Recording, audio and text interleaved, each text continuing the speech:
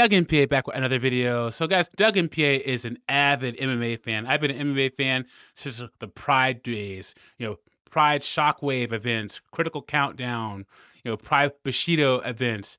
And so I'm an avid UFC fan. I watch most of the pay-per-views. I watch the pre-fight press conferences, the post-fight press conferences, the pre-fight interviews and the post-fight interviews. And I found this interview by Katlyn Germinara. Her name used to be Katlyn Chookagian. Her fight name was Blonde Fighter, and she's the Kia decision girl. But she opened up about she took a year and a half off since her last fight because she was doing IVF, fertility treatments. That's right. And guys, and she's only 35 years old. She said it's harder going through IVF than fighting a fight in the UFC. That's right.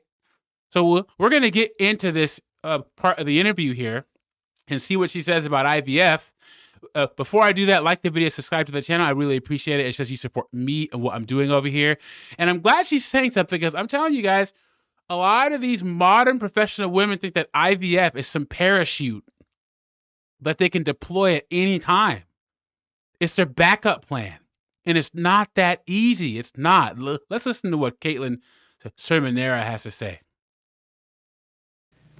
Kaitlin, right here, you're right. You did an interview, I think even last summer at UFC X, where you said some of the time away was just getting some nagging injuries under control. So I'm wondering if you can just kind of shed some light onto what it was that was bothering you. Actually, so for the past year, I've been going through fertility treatments, and yeah, it's been a long year. That's kind of why I thought I was going to be taking off from fighting a little bit longer. But yeah, for the last year, I went through like 3 full rounds of IVF. 3 full rounds of IVF. Guys, the average cost of IVF 1 round is $12,000. That's at least $36,000 to $40,000 right there. And I had 2 miscarriages. And yeah, it's been a tough year. Dang, she looks so emotional. And this is a woman who spent her whole life fighting, guys. Her whole life. But I wanted to take a break from that. Not just mentally, but physically. And going through fertility is so hard. It's so hard that I'm taking a fight to take a mental and physical break from fertility treatments. I'm taking a fight because this is way, way easier than dealing with that. There you go, yes. All these women are like, oh, my backup plan, I'm freezing my eggs just in case. She literally, this is a UFC fighter, former title challenger, saying that fighting in the UFC is easier than going through IVF treatments. And I'm hoping that women listen to her. And I wonder what she would say if you could ask her, what would she do different if she can go back in time? She probably would have had a kid in her 20s because she's 35. She's gone through all these weight cuts. Her body's probably thrashed from fighting, cutting weight, doing all that stuff. And now she's struggling to conceive. And I respect her honesty and bravery on this one, you guys. I really do. And, you know, it's a shame because unfortunately I know so many people that are going through this right now. And why is that? Because so many women waited to have kids. That's why.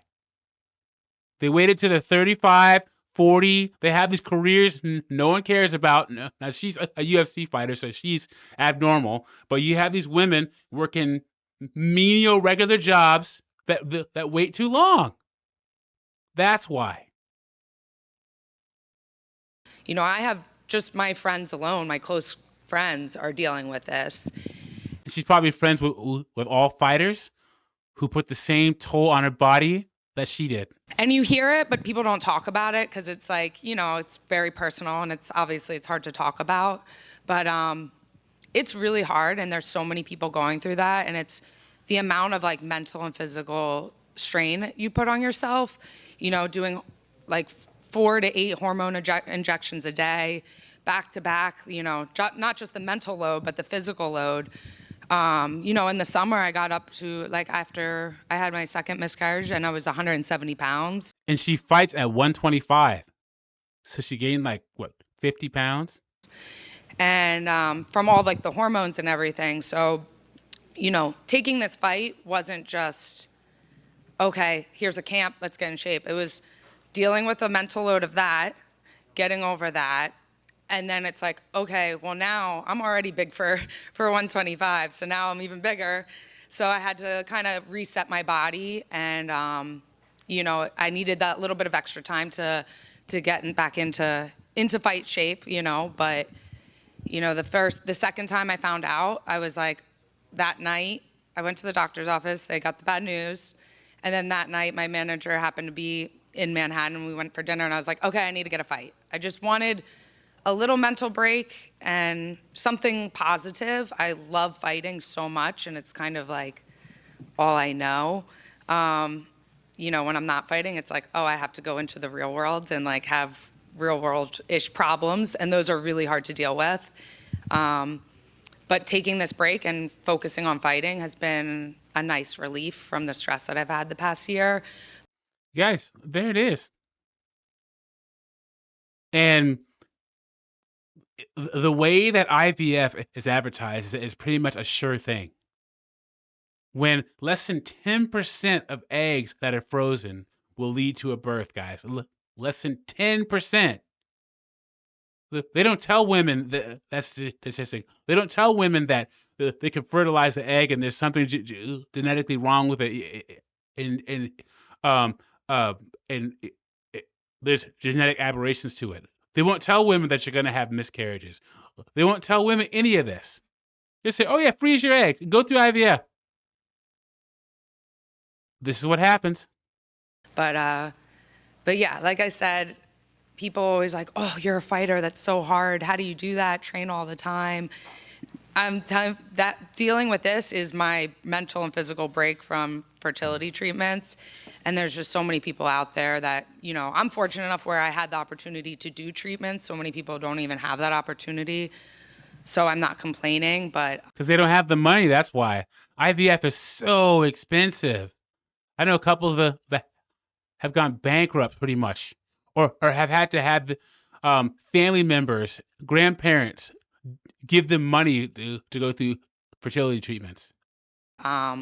If you're people that are going through that, it's definitely really, really, really tough, and they're like way stronger than any of us up here doing fighting. Condolences, first of all, and Thank you. I guess my only other. So, once again, I'm hoping that in the next 5 to 10 years, the narrative goes away from egg freezing and IVF, because most women, about 90%, are going to end up in this situation right here. And the fact that it's being pushed so hard right now, it's sad. Anyway, let me know what you think about this in the comments. Like the video, subscribe to the channel, and I'll catch you on the next one.